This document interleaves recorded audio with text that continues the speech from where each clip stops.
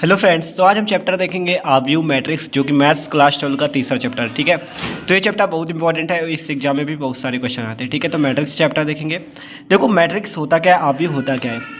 देखो इसमें जैसे कहा गया है एनसीईआरटी बुक पे कि यह सूचना व्यक्त करना चाहता है। देखो अगर राधा के पास मान लो 15 पुस्तिकाएं, तो हम उसे कैसे लिख सकते हैं, इस प्रकार। ये मतलब बड़े कोष्ठक पे ऐसे 15 इस समझ के साथ व्यक्त कर सकते हैं। ठीक है, और ये बड़े कोष्ठक के अंदर लिखित संख्या राधा के पास क्या है, पुस्तिकाओं की संख्या। मतलब एक सिस्टमेटिक ढंग से हम इस कोष्ठक में लिख सकते हैं कोई भी चीज़। ठीक है, जैसे मैं व्यक्त करना राधा के पास 15 पुस्तिकाएं तथा 16 कल में, तो 15 और 16 को 15 और 6 ऐसे लिखी जा सकती है। ठीक है, तो बड़े कोष्ठक के अंदर लिखी जा सकती है। तो अब देखते हैं कि आव्यूह में कैसे मतलब अवयव होते हैं। ये जो 15 और 6 ये क्या है, अवयव हैं। ठीक है, तो इन अवयव को देखते हैं कैसे सिस्टमेटिक ढंग से आव्यूह में होते हैं।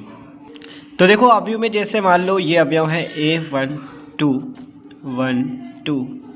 ठीक है, 1 1 2 2। तो ये जो A11 A12 A21 and A22 ये जो है ये चारों क्या है, अवयव है। और ये जो बड़े कोष्ठक के अंदर लिख दिए गए हैं, तो ये क्या बन जा रहा है, आव्यूह मैट्रिक्स हो जा रहा है। इसका नाम क्या हो जाएगा, मैट्रिक्स। ठीक है, तो बहुत ज़्यादा आसानी से समझेंगे आव्यूह को। ठीक है, इसे क्या कहते हैं, आव्यूह मैट्रिक्स कहते हैं। तो इसमें आप अवयव इसमें तो गिन सकते हो कितने अवयव हैं, 4 अवयव हैं। ठीक है, अवयव कितने हैं, 4। और देखो जो ये ऐसे वाली लाइन है, ये पट्ट लाइन है, ये ऐसे, ये जो सीधी लाइन है इसे हम कहते हैं पंक्ति। ठीक है, ये बहुत ज़्यादा मोस्ट इंपॉर्टेंट है। ठीक है, या इंग्लिश में आप कह सकते हो रो। और ये जो ये खड़ी लाइन 1 1 2, तो इसे कहते हैं कॉलम। हिंदी में कह सकते हो स्तंभ। ठीक है, मतलब जो ये सीधी लाइन है इसे क्या कहते हैं, पंक्ति कहते हैं। और ये जो खड़ी लाइन है इसे कहते हैं स्तंभ, कॉलम कहते हैं। ठीक है, तो ये स्तंभ होता है, ये पंक्ति होती है। अब बात आती है कि आव्यूह में अवयव कितने, अवयवों की संख्या और आव्यूह में कोटि, आव्यूह की कोटि कितनी है। तो इस आव्यूह की कोटि और अवयवों की संख्या का एक फॉर्मूला होता है जो कि इसी से निकाला जाता है। देखो बात करते हैं अवयवों की संख्या क्यों, तो उसमें जो अवयवों की संख्या का फॉर्मूला होता है वो थी पंक्तियों की संख्या गुणे स्तंभों की संख्या। ठीक है, स्तंभों की संख्या, जितनी संख्या होगी उतने कोटि का ये आव्यूह होगा। ठीक है, इसी प्रकार कोटि का भी जो होता है वो भी पंक्तियों की संख्या गुणा स्तंभों की संख्या। ठीक है, तो अवयवों की संख्या का क्या फॉर्मूला होता है, पंक्ति की संख्या गुणे स्तंभ की संख्या। अगर मान लो कोई दिया गया है, मान लो 1 4 3 2 ऐसे दिया गया है, तो आप ऐसे छोटा सा अवयव तो आप डायरेक्ट गिन लोगे 4 है। लेकिन अगर हमें गिनना पड़े कि मतलब ऐसे सूत्र से निकालना पड़े, तो कैसे हम निकालेंगे। देखो आपको बताया गया इसे क्या कहते हैं, रो कहते हैं, पंक्ति कहते हैं। ठीक है, फॉर्मूला क्या है, पंक्ति की संख्या गुणे स्तंभ की संख्या। तो पंक्ति कितनी, इसमें 2 पंक्ति हैं, देख सकते हो आप, 1 और 1 2 पंक्ति। स्तंभ की बात करें तो स्तंभ कितने हैं, 1 और 1 2 स्तंभ है। तो 2 गुणे 2 का मतलब 2 गुणे 2 बराबर कितने अवयव हो गए, 4। तो आप देख सकते हो इसमें कितने, 4 अवयव। अगर आव्यूह की कोटि की बात करें तो सेम फॉर्मूला होता है पंक्ति की संख्या गुणे स्तंभ की संख्या। पंक्ति कितनी है, 2 गुणे स्तंभ कितने हैं, 2। तो ये जो आव्यूह होगा इसकी कोटि कितनी होगी, 2 गुणे 2। मतलब ये 2 गुणे 2 कोटि का आव्यूह होगा। अगर आपसे कोई कहे दे कि 2 गुणे 2 कोटि का आव्यूह बताओ, तो आपको अवयव तो मालूम नहीं अभी, तो आप ऐसे वाला यही लिखोगे। ठीक है, ठीक है, ये हो गया 2 गुणे 2 कोटि का आव्यूह, जिसमें आपको 2 पंक्ति दिख रही हैं, 2 स्तंभ दिख रहे हैं, तो ये 2 गुणे 2 का आव्यूह। अगर मान लो कोई दिया हो आपको, जैसे ऐसे 1 2 3 कोई भी लिखा है, 4 5 6 7 8 9 10 11 12 ऐसे लिखा है। आप बताओ ये कितनी कोटि का आव्यूह है। कोटि का आव्यूह पूछे तो आपको सूत्र पता है क्या, पंक्ति की संख्या गुणे स्तंभ की संख्या। पंक्ति कितनी, 1 2 1 3, तो 3 पंक्ति गुणे स्तंभ कितने हैं, स्तंभ कितने, 1 2 3 4। ठीक है, 4 स्तंभ, तो 3 गुणे 4 का आव्यूह। कितने का आव्यूह है ये, 3 गुणे 4 का। तो आव्यूह ये 3 गुणे 4 का हो गया। ठीक है, अगर अवयवों की संख्या की बात करें तो कितने हो जाएंगे, 12। कैसे निकाला हमने, इस फॉर्मूले से, पंक्ति की संख्या गुणे स्तंभ की। हमें गिनना नहीं पड़ा, हमने डायरेक्ट निकाल लिया अवयव की संख्या इस फॉर्मूले से। ठीक है, तो आगे हमें ये क्वेश्चन मिलेंगे कि पंक्ति की कोई क्वेश्चन दिया होगा, उसमें आपको पंक्ति की संख्या पूछेगा, स्तंभों की संख्या पूछेगा। ठीक है, तो ये हो गया आपका आव्यूह का थोड़ा बेसिक। ठीक है, ये पूछा जाता है अवयवों की संख्या कोटि। आप देखते हैं आव्यूह के प्रकार में क्या होता है। ठीक है, तो आगे देखो दिए यहाँ पे आव्यूह के प्रकार। ये देखो आपको आव्यूह की कोटि दी गई थी, ऑर्डर ऑफ मैट्रिक्स, जो कि हमने बताया आपको। ठीक है, अवयवों की संख्या के बारे में बता दिया।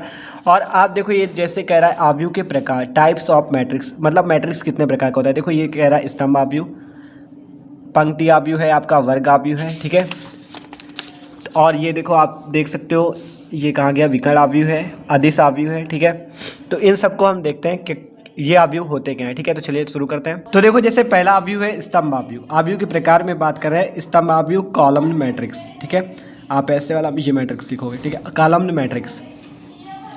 तो स्तंभ आव्यूह आपको नाम से पता चल रहा है स्तंभ है, तो मतलब इसमें एक ही स्तंभ होगा, ऐसे 1 2 3, मतलब कि स्तंभ आव्यूह में क्या होगा, एक स्तंभ होगा। और जैसे पंक्ति आव्यूह एकदम मतलब अच्छे से समझा रहे हैं, मतलब ज़्यादा बेसिक नहीं कि मतलब हिंदी एकदम आसानी से समझो। पंक्ति आव्यूह में केवल क्या होगा, एक पंक्ति होगा, ऐसे 1 2 3, मतलब एक ही पंक्ति होगा, और स्तंभ आव्यूह में एक ही स्तंभ होगा।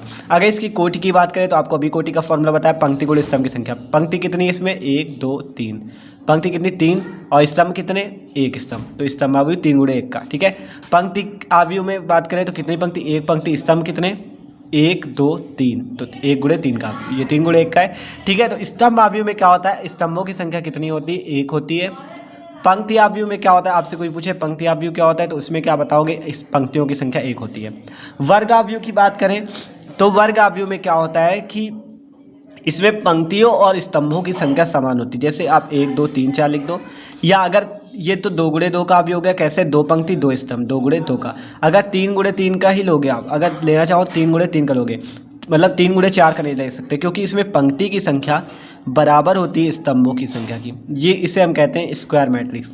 इसमें क्या होता है, पंक्ति की संख्या और स्तंभ की संख्या बराबर होती है, ठीक है। तो ये जो आव्यूह के प्रकार ये भी मोस्ट इंपॉर्टेंट है, तो आपको एकदम आसानी से समझा रहे हैं, ठीक है। और देखो तो अब जैसे बात हो रही है विकर्ण आव्यूह की। विकर्ण आव्यूह में क्या होता है, देखो विकर्ण आव्यूह में जो होता है कि मतलब केवल विकर्ण आपको पता होगा। जैसे आपका ये मान लो लिखा है 1 0 0, ठीक है, 2 3, ये यहाँ पे 0 0 लगा है पूरे में, मतलब ये आपको पता है कोई भी त्रिभुज मान लो चतुर्भुज है, ये इसका ये विकर्ण होता है, जो ये वाली भुजाएं होती है, ठीक है। ये जैसे विकर्ण हो गया, ये विकर्ण हो गया, ठीक है। तो इसमें भी ये आपका ये वाला जो है ये आपका क्या होगा, विकर्ण होगा। तो इसमें विकर्ण आव्यूह में क्या होता है, विकर्ण को छोड़कर सारे अवयव 0 होते हैं, देख सकते हो, विकर्ण को छोड़ के सारे अवयव 0। या आप ऐसे भी कह सकते हो जैसे 5 है, ये भी विकर्ण आव्यूह होगा, क्योंकि इसमें केवल यही अवयव है, मान लो एक ही अवयव है, तो ये तो विकर्ण आव्यूह होगा ही, मतलब सारे अवयव 0 होंगे विकर्ण को छोड़ के, ठीक है। जैसे ऐसे लिखा है 1 0 2 0, ये विकर्ण आव्यूह, ठीक है। विकर्ण को छोड़ के सारे अवयव 0, ये वाला भी होगा, ठीक है। जैसे 4 लिखा है ये भी होगा, 3 लिखा है ये भी विकर्ण आव्यूह, ठीक है। तो डायगोनल मैट्रिक्स क्या होता है, उसमें विकर्ण को छोड़ के सारे अवयव 0 होते हैं। आप बात करते हैं अदिश आव्यूह स्केलर मैट्रिक्स की। देखो ये जो अदिश आव्यूह होता है ये भी सेम विकर्ण आव्यूह के जैसे होता है, लेकिन इसमें फ़र्क क्या होता है, इसमें विकर्ण के अवयव बराबर होते हैं। अगर आप यहाँ पे 0 देखो, ये विकर्ण की जैसे ही होगा, सारे अवयव 0 होंगे विकर्ण को छोड़ के, लेकिन इसमें विकर्ण के अवयव समान होंगे, या ऐसे लिख सकते हो, ठीक है। ये विकर्ण के अवयव क्या होंगे, बराबर होंगे। या अगर 3 लिखते हो तो 3 यहाँ पे भी होगा, मतलब विकर्ण के अवयव क्या होंगे, बराबर होंगे। तो आप अदिश आव्यूह में क्या बताओगे, जो विकर्ण होंगे उनके अवयव क्या बराबर होंगे, ठीक। तो देख सकते हो जैसे इसमें देख तो लो कि विकर्ण के अवयव एकदम सेम है, -1 यहाँ पे भी √3, ठीक है। तो विकर्ण के अवयव समान होते हैं स्केलर मैट्रिक्स में। और देखते हैं, अब बात हो रही है तत्समक आव्यूह की। इसमें क्या होता है, ये भी विकर्ण आव्यूह के जैसे होता है, लेकिन इसमें विकर्ण के अवयव 1 होते हैं, केवल 1 होंगे, ठीक है।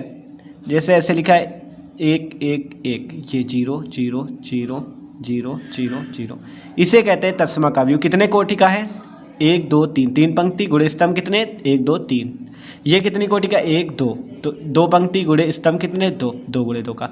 तो देखो तत्समक आव्यूह आइडेंटिटी मैट्रिक्स जो होता है वो क्या होता है, इसमें विकर्ण के अवयव केवल 1 होते हैं, मतलब विकर्ण के अवयव जो होंगे, विकर्ण को छोड़ के सारे अवयव 0 होंगे, लेकिन जो विकर्ण के अवयव होंगे उनमें केवल आप 1 ही रख सकते हो, और कोई संख्या नहीं, 2 3 कोई नहीं, केवल 1 रखोगे, ठीक है। ये तत्समक आव्यूह होता है। शून्य आव्यूह में क्या होता है, इसका मान ही शून्य होता है, ऐसे भी लिख सकते हो, ठीक है। शून्य आव्यूह का मान ही शून्य होता है, आपको नाम से पता चला है, 0 मैट्रिक्स, ठीक है। तो तत्समक आव्यूह में आपने देखा विकर्ण के अवयव मतलब केवल 1 होंगे। अदिश आव्यूह में विकर्ण के अवयव समान होंगे, और ये जो आपका ये विकर्ण आव्यूह है, विकर्ण आव्यूह में केवल विकर्ण के अवयव छोड़ के सारे अवयव 0, मतलब विकर्ण, अदिश और ये जो तत्समक है ये तीनों एक जैसे हैं, केवल इसमें थोड़ा सा फर्क है। अदिश आव्यूह में विकर्ण के अवयव समान होंगे, तत्समक आव्यूह में केवल 1 ही हो सकता है विकर्ण का अवयव, ठीक है। स्तंभ आव्यूह देखा, पंक्ति आव्यूह देखा, और इसी तरह वर्ग आव्यूह भी हमने देखा। तो हमने पढ़ लिया आव्यूह के प्रकार। अब देखते हैं आव्यूह में समानता कैसे होती है। तो देखो आव्यूह में समानता कैसे होती है, पहला पॉइंट होता है इसमें जो कंडीशन होती है वो संगत अवयव समान होने चाहिए, दोनों आव्यूह क्या हो, एक ही कोटि को। जैसे कि मान लो आपको लिखा है, जैसे एग्जांपल ले लो A1 A2 A3 ऐसे A4 A1 A2 1 1 2 2, ठीक है। अगर आपका ऐसे लिखा है 1 2 3 4 कोई भी लिखा है, तो ये कब बराबर होंगे, जब इसमें कोटि इसकी बराबर हो। देखो 1 2, तो 2 मतलब कि आपका क्या है, दो कोटि का 2 गुणे 2 का अवयव है, 2 पंक्ति 2 स्तंभ, तो ये भी 2 पंक्ति 2 स्तंभ का है, तो 2 गुणे 2 का अवयव। ये कब समान होंगे? जब इसमें संगत अवयव समान हो, ये वाला इसके समान हो, ये वाला इसके समान हो, ये वाला इसके समान हो, ये वाला इसके, और इसकी कोटि भी समान हो। ठीक है, जैसे एग्जाम्पल लेते हैं, जैसे मान लो 2 0 3 1, ठीक है, ये इसके बराबर है कि नहीं? आपको तो ऐसे देखने में ऐसे डायरेक्ट नहीं बता दोगे, आपको ये होना चाहिए कि इसमें क्या इसकी कोटि बराबर होनी चाहिए। देखो पहली कंडीशन कोटि बराबर, 2 पंक्ति 2 स्तंभ 2 गुणे 2 का, 2 पंक्ति 2 स्तंभ 2 गुणे 2 का, तो आप देख रहे हो कोटि बराबर और संगत अवयव देख लो, ये 2 इस 2 के बराबर है, ये 3 इस 3 के बराबर है, ये 0 इस 0 के बराबर, 1 इसके बराबर, तो अवयव क्या होंगे? समान होंगे। ठीक है, तो इससे क्वेश्चन में पूछा जाता है, जैसे देख लो X Y Z A B C ऐसे दिया है, तो ये कह रहा है अवयव समान हो तो एक्स वाई जेड के मान बताओ। ठीक है, तो एक्स का मान क्या होगा? आप देख सकते हो, इसमें कोटि देख लो पहले, कितनी कोटि का अवयव? 1 पंक्ति 2 पंक्ति 3 पंक्ति, स्तंभ कितने? 2, तो 3 गुणे 2 का अवयव, इसमें 3 पंक्ति और 2 स्तंभ, तो 3 गुणे 2 का अवयव। देख सकते हो इसकी क्या आपको कोटि बराबर है, कोटि बराबर तो संगत अवयव समान, पहले ही बता दिए कि समान है, तो आपको क्या पता चल गया? कोटि भी बराबर होगी और संगत अवयव भी बराबर होंगे। तो x किसके बराबर होगा? 1.5 के, y किसके बराबर होगा? 0 के, z किसके? 2 के, a किसके? √6 के, b किसके? 3 के, c किसके? 2 के। ठीक है, तो इसी प्रकार के क्वेश्चन पूछे जाते हैं। ठीक है, तो आपने देखो जैसे ये कह रहा है यदि ये दोनों बराबर है तो ए बी सी डी के मान याद कीजिए। ठीक है, आप हम देखेंगे एक्सरसाइज 3.1 अगले वीडियो में। ठीक है, तो एक्सरसाइज 3.1 भी बहुत ज़्यादा इंपॉर्टेंट है, 10 क्वेश्चन इसमें, 10 के 10 क्वेश्चन हम देखेंगे। ठीक है, तो तब तक के लिए ठीक है, तो अगले वीडियो में हम देखेंगे एक्सरसाइज 3.1। तो अगर भाई वीडियो अच्छा लगा हो तो प्लीज़ वीडियो को लाइक जरूर कर दीजिएगा। Okay, thanks for watching this video.